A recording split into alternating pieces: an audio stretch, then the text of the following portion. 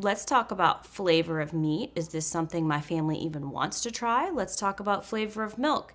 There's a lot of connotations with smell, scent, flavor around goats, and a lot of it is myth. There is some facts to it that put the stuff there, but a lot of it is myth. So let's bust those myths and break it down and figure out, is this even an animal to still look at for you? So when we look at a goat holistically, we have to know that everything's happening for a reason, and everything going on with the goat is telling us something about it. In our practice, we do not separate bucks and rut.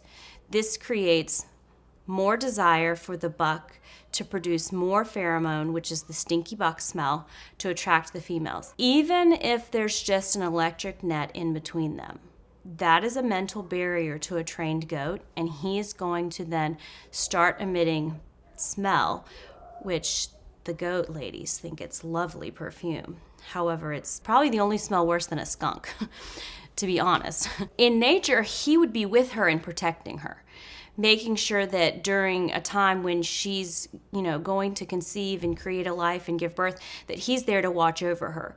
So that's why he's emitting such a strong scent, so that she's with him and so that other people know he's the big daddy here to protect her. People worry about having a buck around. It makes the milk taste funny. Some myth, some fact. So when a doe goes into rut, if she does not have enough mineral resources, she will not be able to carry a baby, grow a baby, and milk. And the very first thing the body is going to take care of, it's going to ignore mama, ignore the lactation, and it's going to give that growing baby inside everything that it needs. And so you start to get mineral deficiencies coming out into your milk. And your raw milk is a beautiful picture of your doe's health. To taste it immediately after milking. Don't let it cool, don't anything, just taste it immediately. If it tastes beautiful, the goat is beautiful. If there's an off flavor, it's a reflection of something. So the one flavor we'll talk about, because it's associated with the buck, is the buck flavor of milk.